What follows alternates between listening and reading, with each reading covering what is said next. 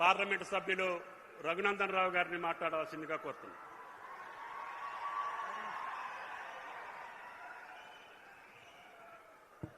సభాధ్యక్షులు గౌరవనీయులు రాష్ట్ర వ్యవసాయ శాఖ మంత్రివర్యులు తుమ్మల నాగేశ్వరరావు గారు, నేటి కార్యక్రమానికి ముఖ్య అతిథిగా విచ్చేసినటువంటి పెద్దలు రాష్ట్ర ముఖ్యమంత్రి వర్యులు గౌరవనీయులు రేవంత్ రెడ్డి గారికి, పెద్దలు ఈ జిల్లా ఇన్ఛార్జ్ మంత్రి గౌరవనీయులు వివేక్ గారు, మరొక సీనియర్ మంత్రి గౌరవనీయులు దామోదర్ రాజనరసింహ గారు, పొన్నం ప్రభాకర్ గారు, పొంగులేటి శ్రీనివాసరెడ్డి గారు, పిసిసి అధ్యక్షులు ఎమ్మెల్సీ గారు గౌరవనీయులు మహేష్ కుమార్ గౌడ్ గారు, ఆయిల్ ఫెడ్ అధ్యక్షులు రాఘవరెడ్డి గారు, గౌరవ శాసనసభ్యులు, శాసన మండలి సభ్యులు, వేదిక మీద ఉన్నటువంటి అన్ని వర్గాలకి, అన్ని రంగాలకు సంబంధించినటువంటి అధికారులకి, మా జిల్లా కలెక్టర్ గారికి పేరు పేరున ఈ కార్యక్రమంలో పాలు పంచుకుంటున్నటువంటి రైతన్నలందరికీ కూడా శుభాకాంక్షలు, అభినందనలు తెలియజేస్తా ఉన్నాను.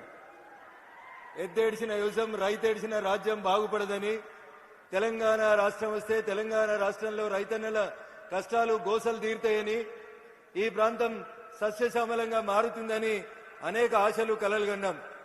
ముఖ్యమంత్రి గారు వచ్చినారు కాబట్టి ఒక 2 నిమిషాలు మా సిద్దిపేట జిల్లా సమస్యలు. మనం కూర్చుంటున్నటువంటి ఈ ప్రాంతానికి పక్కనే కొండపాకని ఒక మండలం ఉంటుంది. ముఖ్యమంత్రి గారు తపాసుపల్లి అనే రిజర్వాయర్ నుంచి నీళ్లు తీసుకొచ్చి గజ్వేల్ శాసనసభ నియోజకవర్గ పరిధిలో ఉన్న అన్ని గ్రామాలకి నీళ్లు ఇస్తామని చెప్పి తపాసుపల్లి రిజర్వాయర్ ని ప్రారంభించి కొండపాక మండల పరిధిలో ఉన్నటువంటి బందారం, ఇతర గ్రామాల ఒక 8 గ్రామ పంచాయతీలు, చివరిగా ఉన్నటువంటి గ్రామ పంచాయతీలకి 10 సంవత్సరాల నుంచి నీళ్లు ఇవ్వట్లేదు. గత 1.5 ఇయర్ నుంచి నేను ఎంపీ కలిసిన తర్వాత నీటిపారుదల శాఖ మంత్రికి కొన్ని రిప్రజెంటేషన్స్ ఇచ్చినప్పుడు కొంత ఫైల్ కదిలింది. దయించి అందరికీ నీళ్లు వచ్చినాయి. చుట్టూ కొండపాక మండలంలో ఉన్న ఒక 8 గ్రామాలకి తపాసుపల్లి రిజర్వాయర్ నుంచి నీళ్లు వచ్చేలాగా చూడాల్సిందిగా గౌరవ ముఖ్యమంత్రి గారికి ఈ సందర్భంగా విజ్ఞప్తి చేస్తా ఉన్నాను.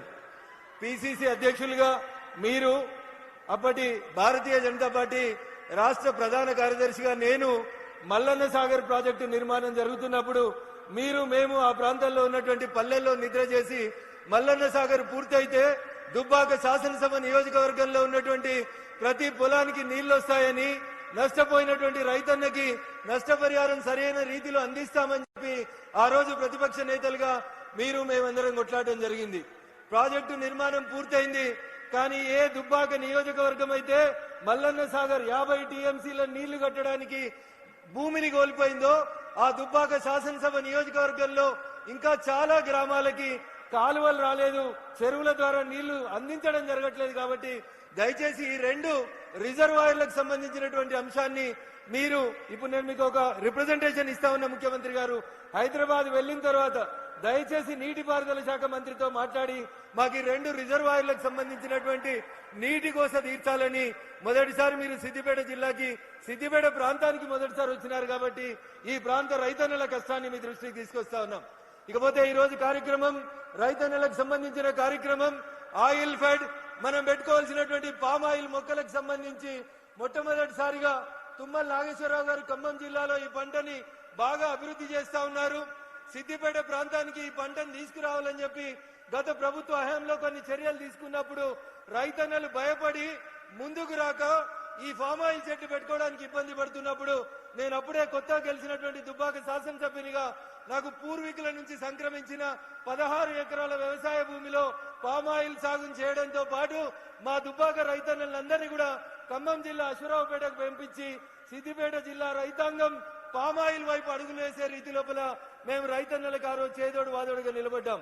అటు భారత ప్రభుత్వం, ఇటు రాష్ట్ర ప్రభుత్వం పూర్తిగా పామ్ ఆయిల్ మొక్క దగ్గర నుంచి మొదలుకొంటే పంట వచ్చే 4 సంవత్సరాల దాకా భారత ప్రభుత్వం ఒక రైతుకి ఒక ఎకరాకి 4,200 రూపాయలు నగదు ఎట్లయితే ఈ రాష్ట్ర ప్రభుత్వాలు రైతు బంధు, రైతు భరోసాలు ఇస్తా ఉన్నాయో అదే రకంగా పామ్ ఆయిల్ వేసుకున్న ప్రతి రైతుకి 4 సంవత్సరాలు పంట వచ్చేలోపు ప్రతి ఒక్కరికి ఎకరాకి 4,200 రూపాయలు ఇస్తూ భారత ప్రభుత్వం ఈ పంటను ప్రోత్సహిస్తా ఉంది.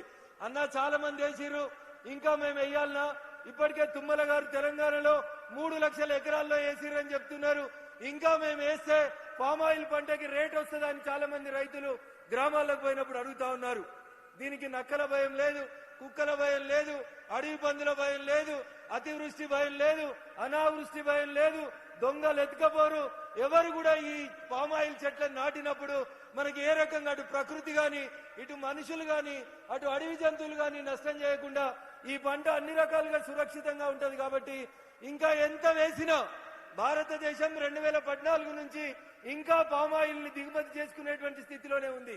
కాబట్టి మనం ఈ రాష్ట్రంలో ఇప్పుడు ఉన్నటువంటి 3 లక్షల ఎకరాల పామాయిల్ సాగుని 10 లక్షల ఎకరాలకు విస్తరించిన రాష్ట్ర ప్రభుత్వం, కేంద్ర ప్రభుత్వం పామాయిల్ సాగుని ఎంకరేజ్ చేస్తుందని, మీకు కావలసినటువంటి డబ్బులు పూర్తి స్థాయిలో అందిస్తుందని ఈ సందర్భంగా తెలియజేస్తూ, రైతన్నల్ని క్రాప్ డైవర్షన్ వరకు క్రాప్ ఎప్పటికీ వరి నీళ్ళు వచ్చినాయి కదా అని వరి పంట వేసే బదులు పంట మార్పిడి విధానం వైపు రైతన్నలు ముందుకెళ్లాలని కోరుకుంటూ, హార్టికల్చర్, సెరికల్చర్ తో పాటు పామాయిల్ సాగులో కూడా రైతన్నలు మరింత నైపుణ్యం సాధించే రీతిగా వ్యవసాయ శాఖ అధికారులు, ముఖ్యంగా మంత్రి తుమ్మల గారు పడుతున్నటువంటి కష్టానికి మనందరం కూడా వారిని అభినందిస్తూ, ప్రతి రైతు పామాయిల్ సాగులో ముందడుగు వేయాలని చెప్పి కోరుకుంటూ, ఈ జిల్లా సమస్యలు మరికొన్ని ఉన్నాయి ముఖ్యమంత్రి గారు, వాటిని రాతపూర్వకంగా మీకు అందించాలనుకుంటున్నాం.